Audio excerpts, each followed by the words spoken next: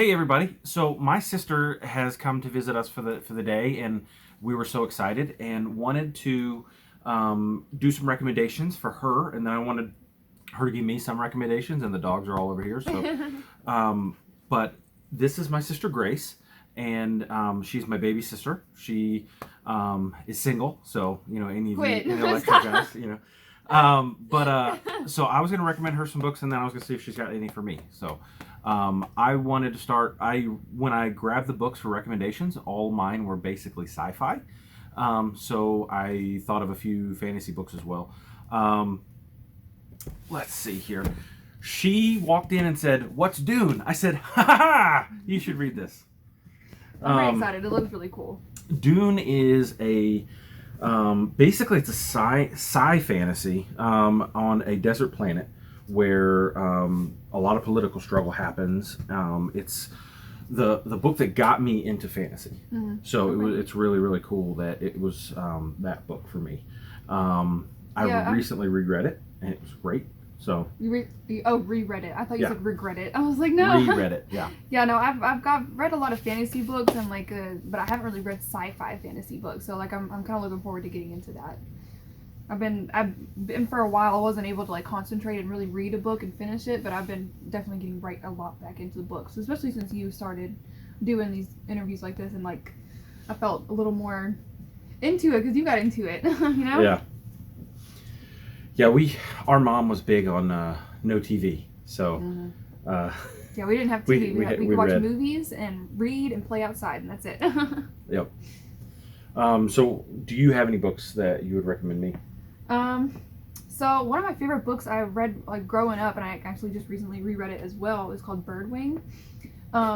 Yeah, I know you never heard of it. I think I showed you once, and it's like you can't even borrow my copy because it's so tore up because I've read it so much. It's like taped back together.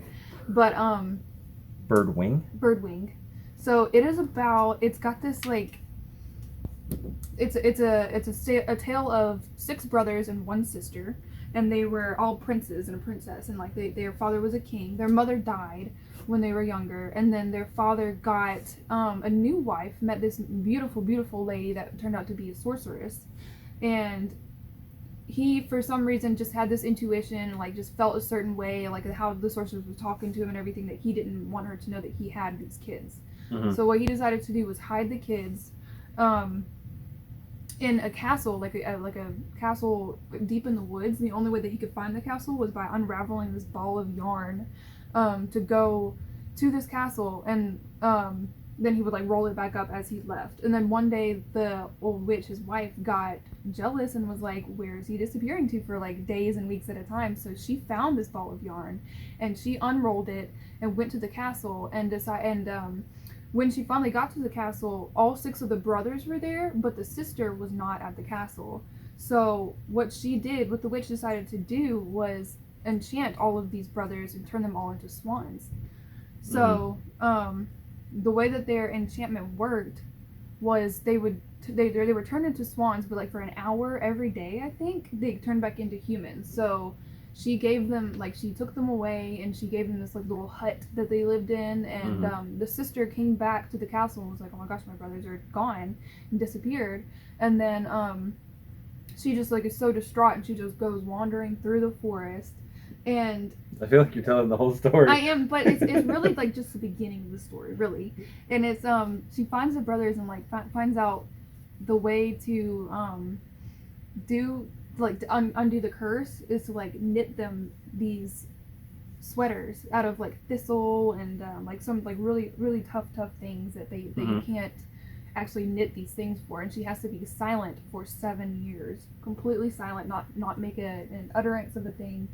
And she does it, but at the very last year, like there's all sorts of complications. I'm not going to tell you the complications, like that's. But is it a series or is it one book? It's just one book. I am telling a lot. I'll be honest. I am telling a lot. I'm just excited about it. I love this book, but at the very last year and like the very last moment, all the brothers come. They fly in, and like she puts the shirts on every single one of them, but she didn't finish the last shirt. It was missing a sleeve, so. When she put the last shirt on the youngest, the littlest brother, he turned back into a human, but he still had a bird wing. like a swan wing. So the story isn't really about that smaller story. It's about that kid's life and like as he's growing up and the journeys he goes through, Okay. just having a swan wing, and it's an amazing book. I love it. It's one of my favorites, definitely. That's really awesome. Yeah, it's smaller, but I'm definitely recommending that to you. It's one of the ones I've gotten into lately. I will add it to the list. Okay. So next, Do Androids Dream of Electric Sheep? I read this recently. I reviewed it on the channel. If you guys want to watch that video, you don't have to. But I loved it. It talks about emotion and if androids can think and feel, and it's even got my notes in there. You don't have to read them if you don't want. But I'm gonna read I them. put tabs on there. That's cool. I didn't even notice it had your notes in there. I'm excited. So if you look in the front, I described what each little tab meant. Okay. And the different colors mean different things. I kind of wrote notes on it, but okay. I was so impressed with the way that he designed the emotional conflict, and just the way that he I don't know. I hope you enjoyed as much as I did. Okay. Like I think I will. really I had a good time. I love the movie and like the concept of the movie. So I'm. Have you watched just Blade Runner or Blade Runner 2049? Just Blade Runner. Just Blade Runner. I didn't Blade even know. Runner 2049 is good too. I didn't even know about that. I never even. Heard Yeah, it just came out recently. Okay. Wait, so this is the inspiration. So it's like both of those films, or? Yes. The Blade Runner and Blade Runner 2049 are very different from the book. The movie, I mean, it's kind of like what they did with all movies in the 80s, where they basically took an idea and then completely changed it. Okay. But it was really good, but I think the book's way better. Okay. Just drop it. Which is usually the case, obviously. And so fantasy recommendations, I'm gonna recommend Dresden Files. I'm on book 5. Death Masks. Yeah, Death Masks. And I am loving it. So here's book 1. This is Harry Dresden. He is the only practicing wizard in Chicago. Okay. I read the back of this. I'm pretty excited. I've heard so much about the Dresden Files, honestly, like a lot about them, and everybody loves them. So I'm super excited. It reminds me of that new movie. Well, it really doesn't remind me of it. Like, you remember the Will Smith movie, the one that he's like the only cop in the wizarding world, and he's like. He's not the only cop. Like the Bright. Where they had that was okay. Yeah, but it was an okay movie, all right. But it just reminded me of, like, in the Dresden Files, like normal people don't realize that all the magical stuff is there. Okay. So like there is like an underground, like underworld kind of thing, but for the most part, everybody just tries to pretend like it's normal life. Mm-hmm. And so when a vampire kills somebody, they're like, it was an animal. It was an animal. Ripped them apart. You can see it. The claw marks. Kids are outside the window trying to see what we're doing. What else you got? I know you like that Green Rider series, right? Oh my gosh, I love the Green Rider series. Who writes that? It's Kristen Brittain. It's incredible. It's an incredible series. I've just recently read it and like twice because I didn't finish it the first time. I think the books are still coming out. The books are still coming out. What's it about? I really thought that they were all done. So, oh my gosh, there's about so much. There's a girl, her name is Kerrigan, and she is going to this school. It's literally just Salem. I can't remember the name of the school. But I think I have one. She gets into a fight, and they are pretty much going to expel her from the school. So what she decides to do is run away before the news gets to her father. And she doesn't really have a plan, but she's kind of just running through this road in the woods, and she gets stopped by a Green Rider with 2 arrows piercing out of his back. That and like as he's like dying on the ground, he hands her this letter. A Green Rider is the messengers for the king in this particular world. There is a small amount of magic in the world, but it's kind of like shunned. It's frowned upon because magic was used as it's what they call the Long War. There was just a huge magical war that like people they were a very harmonious people that were using magic for good, but Mornhaven the Black came in and decided to destroy everybody. Why are you laughing? Because you spoil so much. Well, alright, fine. But I mean, like, these are just teeny. There's like 8 books out right now, so these are like just tiny details. What's the first one?